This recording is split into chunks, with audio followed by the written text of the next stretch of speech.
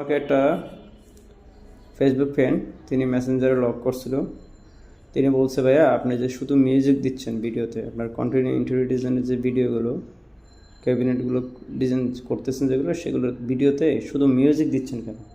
আপনি চাইলে ভয়েস দিতে পারেন। আমিও তার সাথে একমত। আমরা তো অ্যাকচুয়ালিতে ভিডিও করার সময় দেখা যায় কি আমরা ভয়েস দিয়ে থাকি, কিন্তু আমরা অনেক সময় দেখা যায় কি ভয়েসগুলো দিচ্ছি না কেন?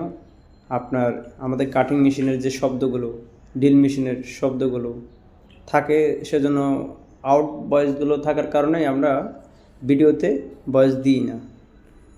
কিন্তু আমরা করার সময় কিন্তু আমরা কথা বলেই কিন্তু ভিডিওটা করি। আসলে ভয়েস দিলে কী হয়, ভালো হয়, সবাই জানতে পারে, বুঝতে পারে কী ধরনের কাজ হচ্ছে, কী ধরনের কন্ডিশন, কাজের কোয়ালিটি কেমন, কোন বোর্ড ইউজ করলাম,